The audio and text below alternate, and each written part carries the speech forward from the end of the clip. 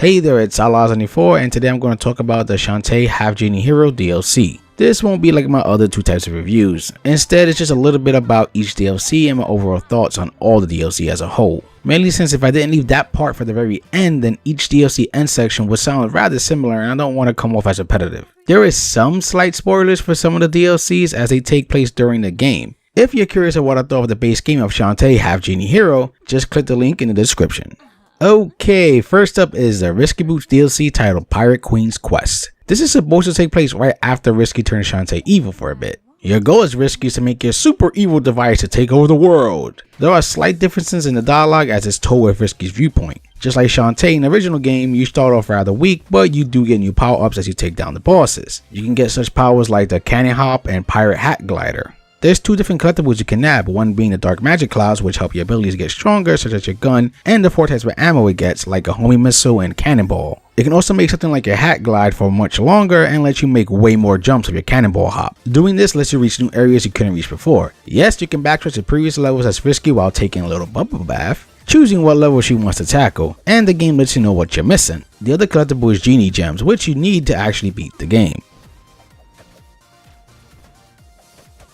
On to the next one, titled Friends to the End. This stars Bolo, Roddy Tops, and Sky, and tells how exactly they turned Shantae back to her normal good self. So we are going to our mind for this one. Each of our characters have a certain skill to help them get by obstacles. Sky has the ability to throw and hatch an egg, creating a temporary platform to reach new heights, and she can also glide with her bird friend's help. Roddy Tops can throw her head around, which helps you reach platforms and get by dark death beams. It can also come in handy when you're in a pinch facing certain bosses. Lastly, there's Bolo, who can use his mighty mace to grapple on stuff, letting him swing around, and he can also smash giant blocks. Each of the characters also have a certain magical ability. Sky has a bird shield, Bolo can throw a spike ball, and Roddy Tops can eat a brain she has in her back pocket for some reason to restore some health. The game does a good job letting each character shine with their skills, even making you switch on the fly to get by certain spots. You can upgrade your strength for each character when you level up by collecting gems you find laying around, with 4 being the max level. But watch out as getting hit makes you drop the gems, making you decrease in level.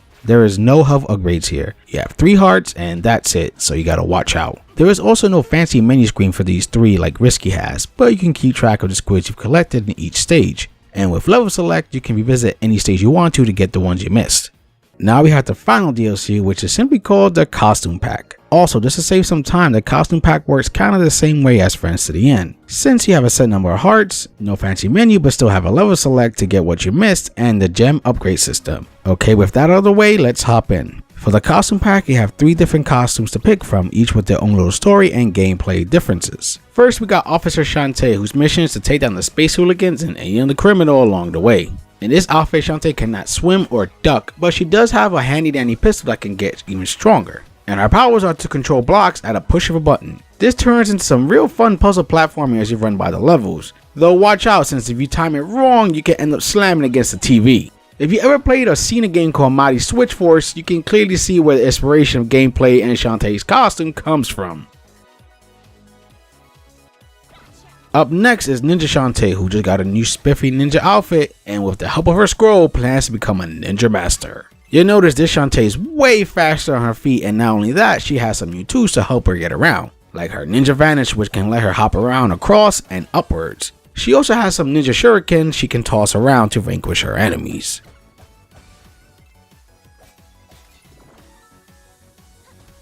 The last costume, and in my opinion by far the weakest, is the bikini one, where Shantae's mission is to look for the ultimate beach. I know you're thinking, Shantae in a bikini? What's wrong with that? The bikini cheesecake is not the problem. Heck, even the game knows this with its funny dialogue. It has more to do with the gameplay mechanics in this one. Your special powers this time are being able to float in a bubble, which isn't too bad as long as you don't bump into walls or enemies, or else pop and down you fall. Not only that, you have the magical power of the most bouncy beach ball ever to exist in history. Now where it stops being totally enjoyable is your timer. As you're out there in your bikini, you're in constant danger of getting one mean sunburn.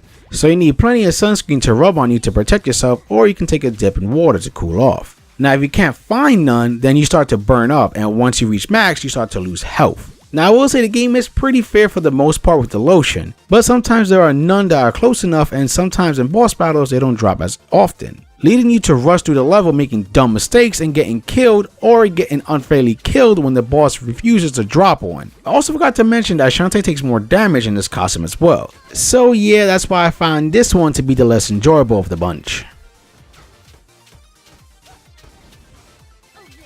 Overall, all these DLCs are simply put, awesome. I know what you're probably thinking after seeing this footage. They are just reusing the same levels over and over again. While that may be true, each level has been designed to fit each of the playstyles. Whether you're bouncing around with Risky or working things out as a team or trying to get through an area with your Ninja Vanish, the developers have made it that even though each level is the same, it doesn't feel the same, which is a pretty impressive feat. They could have easily just made these skins and let the story and stages play out like normal. But no, they went the extra mile by not only changing the levels up, but also added brand new dialogue, new stories, and even retitling the bosses. There's even some brand new animations thrown in there and some brand new music for our Shantae officer run, and instead of collecting squids, you collect the female cast in some nice looking prison wear.